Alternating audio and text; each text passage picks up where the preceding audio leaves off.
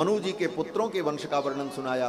मनु जी के पुत्र जो महाराज उत्तानपाद हुए, उनके पुत्र श्री ध्रुव जी महाराज जो भगवान के परम भक्त हुए।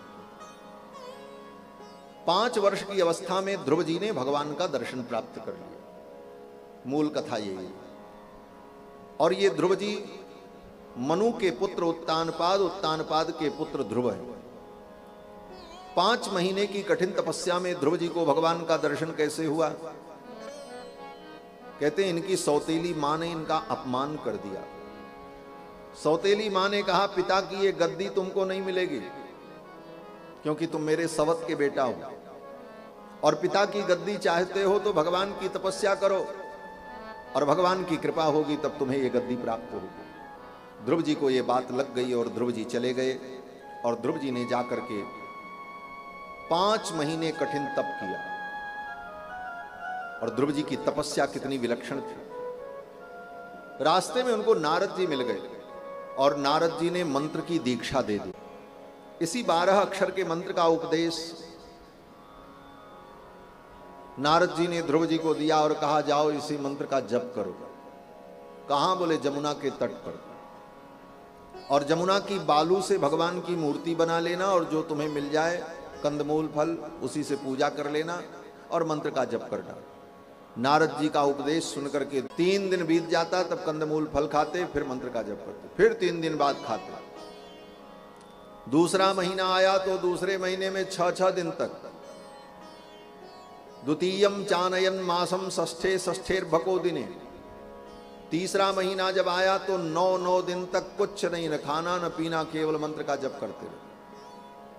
चौथा महीना जब आया तो चतुर्थम अपि वही मासम द्वादशे द्वादशे हनि। चौथे महीने में 12 दिन तक। चौथे महीने में तो केवल 2 दिन खाया ध्रुव जी ने, और मंत्र का जप करते रहे। ध्रुव जी की इस कथा से प्रेरणा लेनी चाहिए। आज के लोग कहते हैं, महाराज भूखे भजन न होय गोपाला, और ले लो अपनी कंठी माला। बिना भूखे और भूखे रह करके भजन नहीं होगा।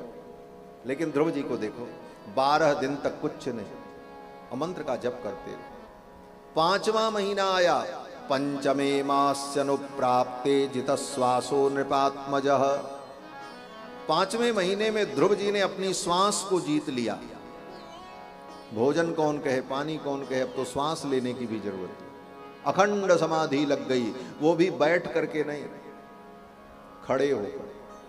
वो भी 2 पैर पर नहीं, 1 पैर पर खड़े होकर। एक पैर को उठा करके दूसरे पैर के घुटने पर टिका दिया, और एक पैर से खड़े होकर ध्यायन ब्रह्म पदैकेन तस्तौ स्थाणुरिवाचलः। वेदव्यास जी कहते हैं कि एक पैर पर कोई खड़ा हो तो बैलेंस बिगड़ जाएगा, ज्यादा देर नहीं खड़े हो सकते, डगमग डगमग होगा, आप गिरे कि तब गिरे। लेकिन ध्रुव जी कैसे खड़े हैं? बोले स्थाणुरिव अचलः। जैसे अस्थाणु अचल होता है। अस्थाणु, कोई मोटा पेड़ हो और ऊपर से उसे काट दिया जाए और उसकी जड़ जमीन में लगी हो, अब उस ठूंठ को पकड़ करके हिलाओ, वो हिल नहीं सकता, उसी को अस्थाणु कहा जाता है।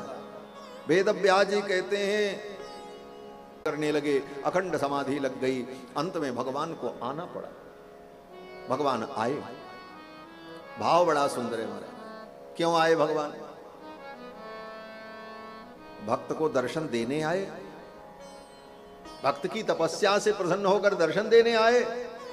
वेदव्यास जी कहते नहीं। बोले तब? बोले ऐसे भक्त का भगवान दर्शन करने के लिए आए, दर्शन देने नहीं आए, दर्शन करने आए। वेदव्यास जी की शब्दावली कितनी सुंदर है। व्यास जी कहते हैं कि सहस्र शीर्षापि ततो गरुत्मता मधोर वनम भृत्य दिदृक्षयागत। सहस्र शीर्षापि ततो गरुत्मता, जिसको वेदों ने सहस्र शीर्षा पुरुष सहस्राक्ष सहस्रपाद कहा, वो भगवान गरुत्मता अपने गरुड़ पर बैठ करके आ रहे हैं। और क्यों आए? बोले मधोर वनम भृत्य दिदृक्षयागत, अपने भक्त को देखने के लिए, अपने भक्त का दर्शन करने के लिए। अब भगवान आ गए और ध्रुव जी खड़े हैं। ध्यान लगाए हुए, ध्रुव जी की आंखें बंद हैं और सामने भगवान खड़े। अब आप विचार करो कौन दर्शन कर रहा है, ध्रुव कर रहे हैं भगवान कर रहे हैं? ध्रुव जी तो आंखें बंद किए हुए, दर्शन तो भगवान कर रहे हैं ध्रुव का। अब भगवान ने सोचा इसकी समाधि कैसे पूरी हो। बोले इसके हृदय में जो मेरा रूप है वो रूप अंतर्हित हो जाए तो इसकी समाधि पूरी हो जाए। और भगवान ने क्या किया, बोले अपने संकल्प से ध्रुव के हृदय में जो भगवान का रूप भासित हो रहा था, प्रकाशित हो रहा था, उस रूप को भगवान ने तिरोहित कर दिया। ज्यों ही वो रूप तिरोहित हुआ, तिरोहितम सहसैवोपलक्ष्य, जैसे ही वो रूप तिरोहित हुआ ध्रुव जी व्याकुल हो गए, ये मेरा ध्यान क्यों टूट गया। तिरोहितम सहसैवोपलक्ष्य, उसी समय ध्रुव जी की आंखें खुल गईं और ज्यों ही ध्रुव ने टक से आंख खोली तो ध्रुव जी देखते क्या हैं, बोले जो रूप हृदय में दिखाई पड़ रहा था वही रूप सामने खड़ा था।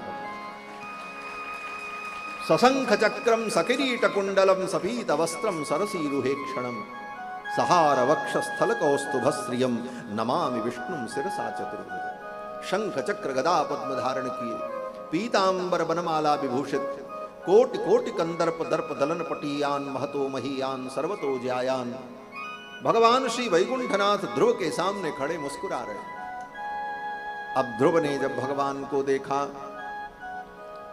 ध्रुव जी ने सोचा भगवान मेरे सामने खड़े, मैं इनकी स्तुति करूं। और ध्रुव जी को स्तुति मालूम नहीं थी। स्तुति करने का दो तरीका होता है।